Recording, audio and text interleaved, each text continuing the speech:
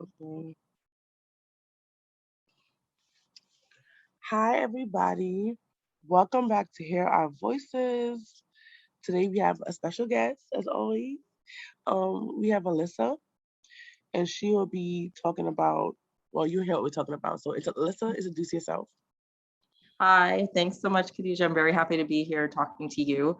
My name is Alissa Tyghter-Gerald, and I work with Settlement Housing Fund. And I am very interested in, issues related to housing and affordable housing and what that looks like for people who are living in affordable housing and kind of, moving and navigating all these systems. Excellent. So, today we're going to be talking about how to look at your lease and look at the vouchers and how it works with everything and how does it combine and how to navigate the system in that way. So, can you tell us a little bit how leases work? If somebody doesn't know what a lease is, you can try to really break it down to the bare minimum so you can understand how everything works together and how it's gonna work for you if you end up getting a certain voucher from the city. Sure. So your lease is basically your legal agreement with your landlord related to the apartment. So it's where you'll find your rent, the lease terms, it's from this date to this date. It'll usually be a year or 2 years, all the terms. So the things that you're allowed to do and you're not allowed to do, things related to utilities, if you're allowed to have dishwashers and clothes, clothes washers and dryers, pets, um, and other kind of regular lingo that you'll see in there related to damage of apartments and things like that. So you'll have to read through it for more specifics. They vary a little bit depending on your landlord or management company, but those are kind of the general things. Some things that might be a little confusing. Um, the rent amount, sometimes you might have what's called a preferential rent if you have a voucher. So if the legal rent on a unit is like $2,000, but your voucher is for something around 1,500, they might have a preferential rent for 1,500, meaning that um, you are linked to it and matched at that rent. But if you see the $2,000, that's the legal rent. So there aren't necessarily implications for that because there are new laws in New York City indicating that if you are leased an apartment with a preferential rent, the preferential rent has to stay with you for the amount of time that you stay in the apartment. So, meaning if you have an apartment today for $1,500 as a preferential rent, the preference sticks with you until you leave. The next renter, they might be obligated to pay the $2,000, but for you, it can't change. That again is new or ish. That's been around for about 2 years or so, where it used to be if you had a lease today for $1,500, if the lease was for 2 years, that means in 2023, you might be um, held responsible for the $2,000. So that's where things might get a little bit confusing. But um, that's the main gist. You just want to make sure that everything looks right, all the occupants are accurate before you sign it. Sometimes if you have another adult living with you, or you thought they might be living with you but they're not, you should have them removed. You could get all those things squared away. Usually it's a notarized letter or some other proof, but once you sign it, it's mostly a done deal, except if you have to make changes, you'll have to provide again proof and kind of justification for why someone needs to be removed or added. So, anybody out there? Hopefully that was clear enough for you guys. I think that's when I was younger, I wish I would have got that lesson because I just went out in the world kind of just living and I didn't know anything about leases and things like that. And I think that's good information for people to know before you sign any document, especially something big like a lease, a car, a house. Make sure you read the information, what's on it, because you can sign up for a lot of different things that you don't realize you're signing. It's basically your life away in that moment. It's very important. So, can you give us examples? Like example, if we have city fabs, how would that work with the lease in a Yes. sweet side? Yep. So with city thefts, which is the the most common, kind of voucher or housing support out there, you are eligible for, up to a certain amount in rent. The limits just went up, but I'm not 100% versed in them. I'm a little older as far as my direct interaction with the vouchers. But again, if you're eligible for $1,500, then you can find an apartment for $1,500. Within that $1,500, though, there are different rent responsibilities and portions. So city PEPs will pay a portion, your shelter allowance through HRA will pay a portion, and then you may have a share known as the tenant portion. The tenant portion is calculated based on 30% of your income. So whatever your income is, the HRA will calculate 30%, and that's your tenant portion. And then if you get shelter allowance, you're eligible for shelter allowance. That's also usually a pretty fixed number. That will cover a small amount. Usually it's a couple $100s, and then city FEPs will pay the difference. So that's 3 different sources to cover the whole $1,500. The way it's linked to your lease is it's $1,500. You want to make sure that the lease is for the same amount that your city FEPs is allocated for, and that the terms are also the same. The lease will not indicate the different rent proportions and breakdown. So what that means is you're ultimately responsible for the full rent. City FEPs is the way that you're paying the rent. So you hear a lot about income discrimination and so on and so forth. I'm not going to talk too much about that, but it's really important to understand that even though city FEPs is covering perhaps the majority of your rent, you're still responsible for it because it falls to your public assistance case to pay out the city FEPs and the shelter allowance. And then if you have a portion, your tenant share, if that's, working income or SSI or whatever the case may be, then you're responsible for paying that every month. So the lease won't really change much. The only thing that you want to make sure is that the numbers match again. But in understanding how city FEPs works, you want to always ask, what is my portion? What is city FEPs paying? And what will my shelter allowance pay? That allows you to then kind of keep track of all of those payments, because you as the leaseholder and tenant are ultimately responsible to ensure that all of those things are paid every month to the landlord. So you could do that by, if you have access HRA, you could log on and see what payments were made on your behalf from, again, your shelter allowance, and then also for city FEPs, see what payments have been going through. And then your tenant portion, you should also be sure to pay your tenant portion and keep proof of your payments, so that if it comes up or if you notice it hasn't been credited to your account, you can easily kind of show that and have that adjusted with your property manager. That sounds good. As she said before, for city FEPs, you do have to have an HRA case, because they do pay those funds through that. In example, is that the same like NYCHA and Section 8, or is kind of similar? They're similar and they're different. The similarities are that there's always a max rent that you're eligible for. And then there's always a tenant share that's based on 30% of your income. They're different in the sense that with Section 8, say you're eligible for $1,500 and it's calculated that your tenant share is $300 a month, you're only going to be charged and responsible for the $300 a month. Usually the landlord is not going to hold you responsible for the Section 8 portion of the payment, because that's different and they get those payments. They're in contract with Section 8. Whereas with city FEPs, your landlord is not in contract with city FEPs or HRA, that's the administrator.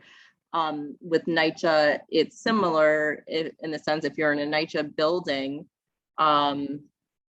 that building is already subsidized. So your lease amount is going to reflect your portion, and then you're just paying your portion along the way. And if it changes, you work with NYCHA, but it's kind of you're not dealing with the subsidy portion at all. Got it. Is there any other subsidies or vouchers that are different? And or if they're saying, could you name out a couple so people can probably look for it? And also, do you have to be in a shelter for all of these subsidies to work? Or coming from a shelter? Yep. So the other subsidies that you might hear of are FEPS, which is similar to city FEPS, but it's just kind of, there are different designations and there's different levels of funding, but or different types of funding, but it all kind of acts the same. There are different eligibility requirements that I don't know off the top of my head, and I don't want to give the wrong information. And then there's also the emergency housing voucher, which is similar to, it is basically a Section 8 voucher that's that folks might come across.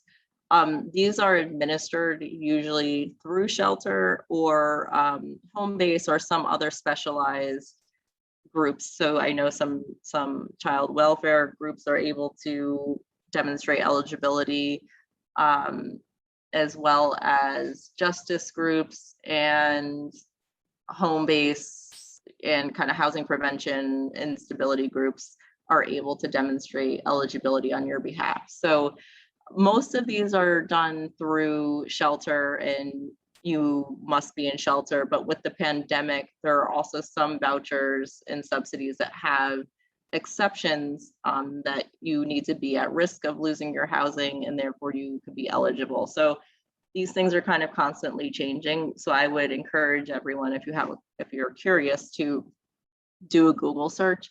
The documents are usually pretty easy to find. You should look for documents that are administered or issued rather by HRA, and they should come up pretty high on the Google search. If you put like city FEPS eligibility or FEPS, FHEPS eligibility, or EHV, emergency housing voucher eligibility, NYC, that should come up pretty easily for you.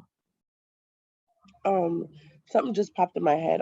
How does Housing Connect work, like with these leases? And can you explain a little bit about that if you know anything about it?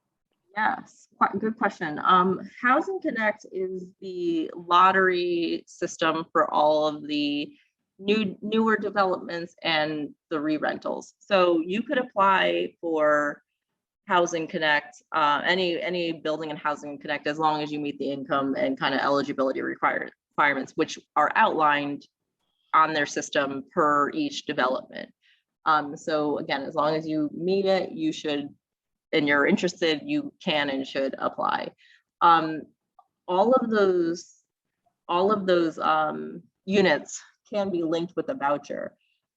There's nothing necessarily specific that you need to do differently to get linked to those, but it kind of works the same way as what I described before, that like you'll have a portion, the city will pay a portion through your shelter allowance and your city FEPS if you have it, or Section 8, or whatever the case may be. What you should be aware of is not all these buildings operate the same. So the subsidy and voucher will always operate the same, give or take. The rules may change a little bit, and you should just kind of try to stay up to date on that. And you could do that by Google, kind of how I described it before. But all of these newer development buildings are a little bit different. So that doesn't mean, I don't think that means that you shouldn't apply. I think if you're kind of in the interview phase or getting closer, that's when you should ask a little bit more, you should ask more questions about what will this actually look like once I live here? What does recertification look like? What happens if my income changes? How will my portion? This is also for non-lottery buildings, but particularly for lottery buildings because they're not regulated the same. So you want to just, again, look at recertification. What am I going to have to report on? How do I report that? What happens if I lose my voucher and I'm in this brand new development? What do I do? So I think that there are a couple more risks there in terms of wanting to understand what your stability and kind of permanency will look like. So those are the questions that come to mind, but all of the vouchers can be linked, but I would exercise a little more caution with understanding what kind of the long term looks like. Usually if you're renting an apartment in like a 30-year-old low rise, walk-up building that's rent regulated, there's risk, right? Because with subsidies or vouchers, there's probably always risk, and I'm sure there's always a feeling of uncertainty, but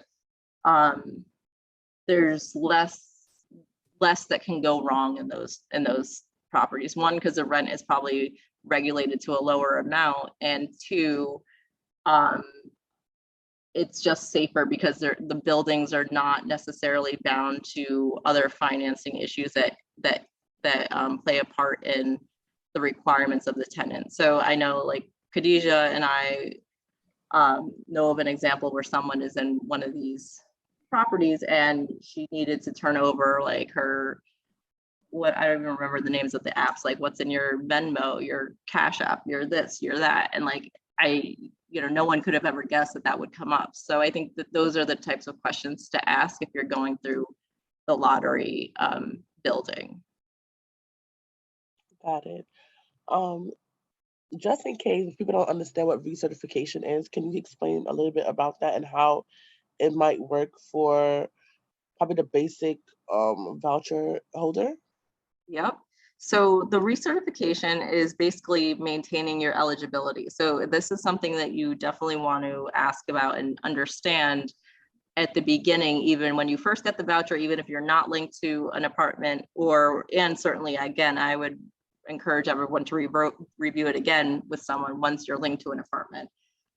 That's, again, your eligibility. So usually it's a once a year thing. So again, if here it is October 20th, if I'm signing a lease today, I'll probably need to start thinking about recertification in August or September of 2022. So depending on what type of voucher you have, it's going to come to you differently. If you have Section 8, they'll send you paperwork directly and you have to submit whatever they request to kind of ensure you remain eligible. And also they'll recalculate your income if it has changed. They'll also recalculate your income if it's changed over the course of the year, but that's just kind of like a point in time when they definitely do it. So if your income has remained steady, then it's just confirming that it's remained steady and none of the portions are changing.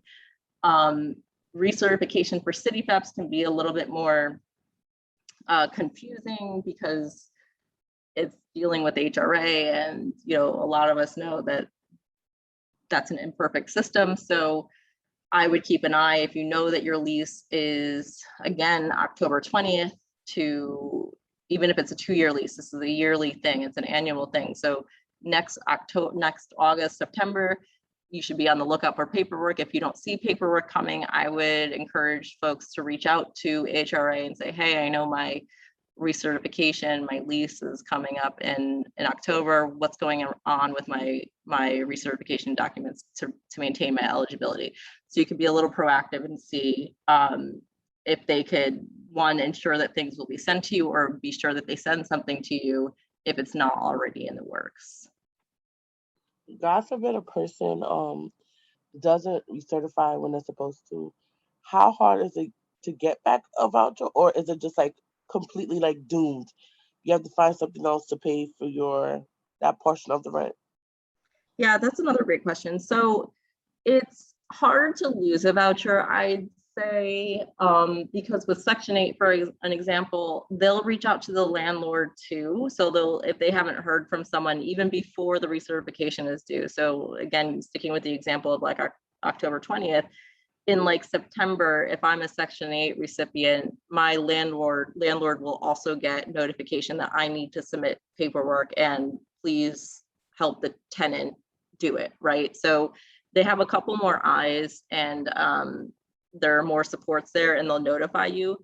Even after say I missed it and it's like next week, right? It's like October 27th. They'll send more paperwork to me, like, hey, you missed this, you got to do it. They'll give you, there's a window, I think it's probably like 30 days, but you need to be sure to submit it. Otherwise, once you lose Section 8, then one, it's very hard to get Section 8 again if you ever lost it. And then you're also then subject to eviction because you can't pay your rent. Your rent's not getting paid, right? So you want to be really mindful of those dates, set a calendar reminder, whatever the case may be, is to kind of, again, start thinking about these things a couple of months beforehand. With city PEPs, it's a little bit different because, again, I've heard more times than not that, like, oh, I never got the paperwork, or they sent it late, or whatever the case may be. And that's all true. I know that that's all true. I've seen it happen, and that's how it plays out. So they're a little bit more like, if you go in December because you didn't recertify in October, they do have mechanisms to put it back on your HRA budget, and then it just kind of like picks up again. So it's less, it's a little bit more difficult to lose city PEPs kind of indefinitely, but it does fall off of budgets, and you should and need to get it, rectified as quickly as you can, so that, one, you're not accruing arrears on your account and your rent is being paid, and two, so you don't have, like, it's not more complicated to get it back on your public assistance budget.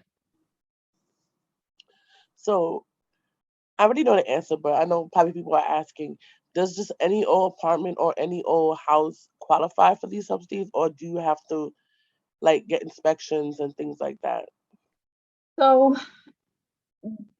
there are inspections. So there's a Section 8, there's a Section 8 inspection. So if you want to use Section 8 on an apartment, then HPD will come out and inspect it.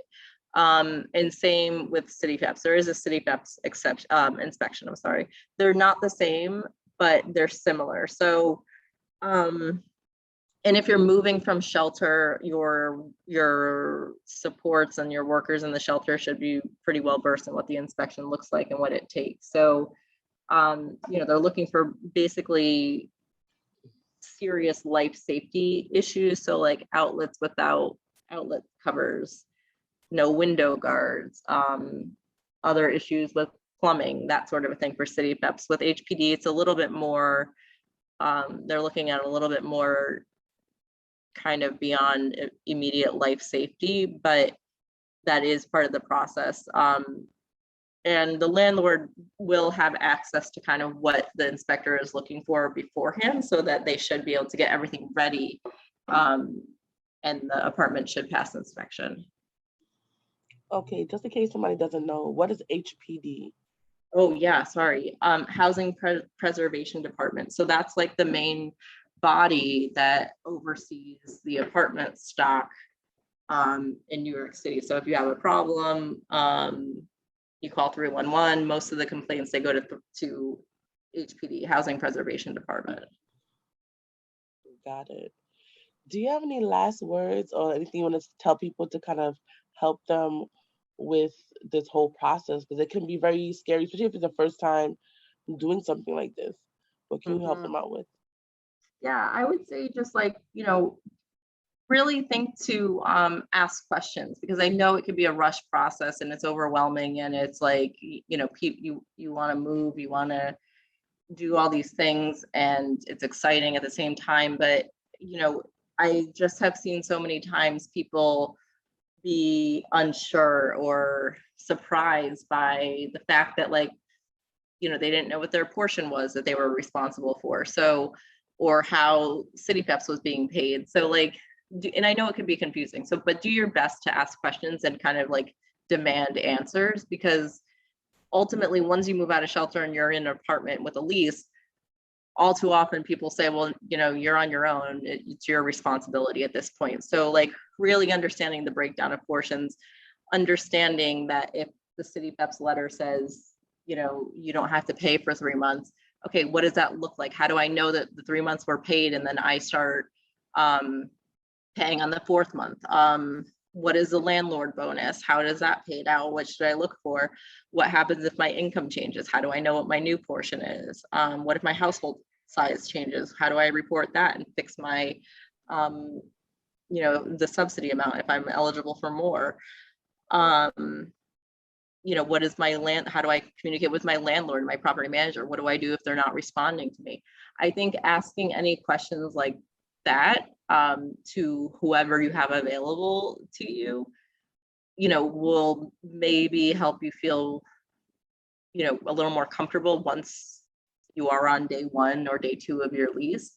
Understanding utilities. Is this in my name? How do I pay this? What about internet? What does that look like? There's so many things, but kind of trying to think, especially if you've never been a leaseholder before. I know with my first apartment, I didn't know I had to turn the electricity on. So I was in the dark for like a weekend, and that was Oh not no. very, it was kind of scary. And I was like, oh, I guess I should have known this. But, and like you said too, Khadijah, like you wish you had known some of these things in hindsight. So it's hard to think, obviously, down the line always, but just, I think most importantly, really understanding how the vouchers work, the subsidy works, and the breakdown of the money, because that's where, people are going to be looking the closest, the kind of record of the account, and it's your responsibility as a leaseholder. So you want to know what you're being held responsible for.